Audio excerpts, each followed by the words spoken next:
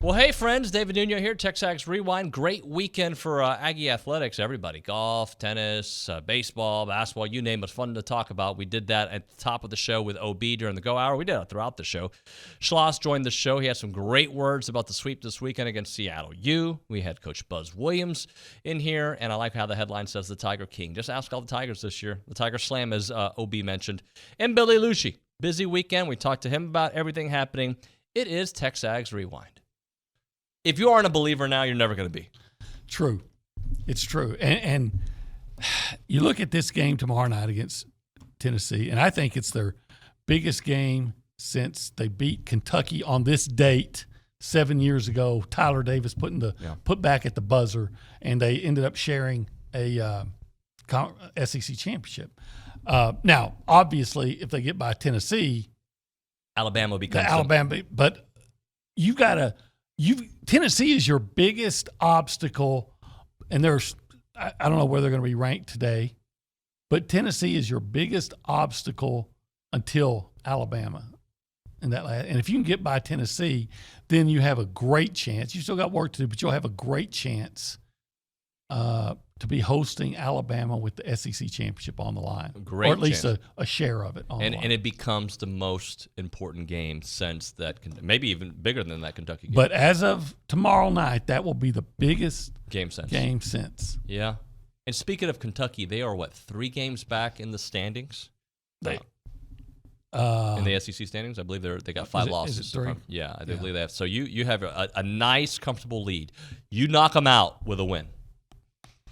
You clinch no worse than the number 2 seed in the SEC tournament with a win. But with a win, you get even more than that, right? Because you get this huge bump, I think, in your net. Or I say huge, significant, because you're still it's going to be a quad 1 win. Yep. You put yourself in a great position. You still got to beat Mississippi State. You still got to beat Ole Miss, 2 teams you should beat. Yeah. But this is the biggest obstacle between you and a chance to play for a championship against Alabama. Let's just talk about your overall thoughts this weekend. Obviously, a 3-0 start the way you want to start, but just from what you saw and the vibe around the team. Well, first of all, I thought it was a great weekend of baseball. I thought the crowds were awesome. The energy in the ballpark was great. To have 5,000 people on a Sunday morning at 10:30 was great. And then I thought we had a chance to really see how not just the new players react to a new season, but even the older players. I thought there were some guys pressing, even not just on Friday, but throughout the course of the weekend. But things eased up as we went along, and then we got. And there's a lot of things to talk about, but we got to see Weinstein, see how he reacted in a start in front of a big crowd, and Cortez yesterday, and so I think there were some good things to come out of it. We definitely also learned some things that some of it I already knew that we have to get better at, and then of course we had the horrible injury to Minnick, which is just I feel so horrible for the guy, but we'll get him back. And as I told him, I'd rather have it happen the first game of the season than 30 games in and losing for the stretch run. So, overall, good weekend. Follow up with a Minnick thought. How are his spirits? And also, you unfortunately had to deal with this last year with Trevor, who got hurt early on, and he was able to obviously contribute big time at the end of the year. So there is that you guys have gone through this before. Yeah, we've gone through it, and we're a much deeper team, and I think all of those things. They're horrible when they happen because you feel so bad for the player. But at the same time, they make your team better because it forces you to put other guys in, and that gets those guys at bats, and then it just makes your team that much stronger. When Brett comes back, that means guys like Wells and Stanley Tucker and Caden Kent will have more at bats under their belt. Okay, I'm thankful we're 5-1 after the first 33% of conference play. But if I get lost in all of that, I won't be able to give my best. Hey, you guys are on the bubble. Hey, you guys lost to Wofford. Hey, you guys are 12-2. Hey, You guys have won 5 in a row. Yeah, I don't want to get lost in it, because then I'm like, well, we beat so-and-so and we lost and we did this, and what about that, and what?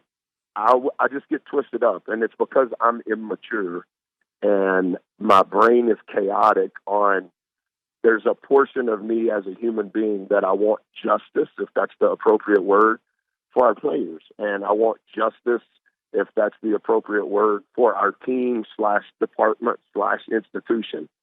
But if I'm trying to become involved in the politics of, well, who voted for us and why didn't they vote for us, and how many quad 1 games do you want us to win before we have some level of forgiveness for the quad 4? And then, Joe Lenardi says a month ago, talking about, and I just think that the committee is still concerned about Texas A&M from last year. And I'm like, yes, I did say what I said. I believe what I said. I was convicted to say it, as that's what I felt was right by me as the leader. But I can't give in to that a year later.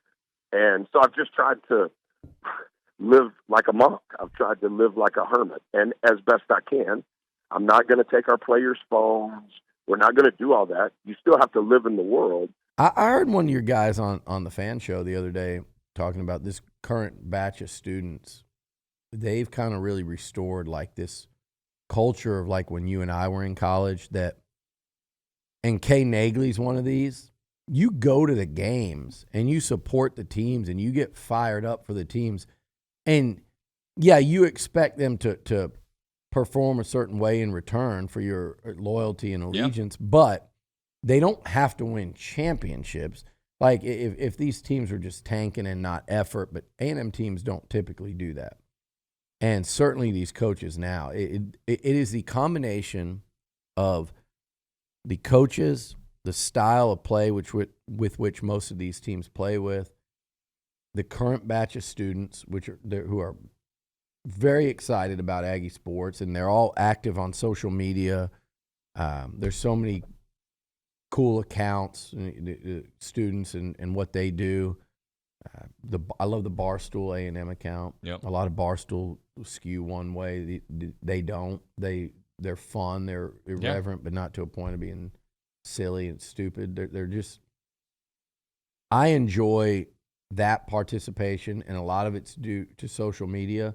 But there's a certain kind of core group that really pushes that, and that's what the students see. It's a great way to reach out. And I think, look, you look at the LSU football game, you look at baseball last year, you look at baseball this weekend. Hey, there's our World Series team starting the season. Let's go get some great opening weekend crowds despite the weather, and a Sunday at 10:30.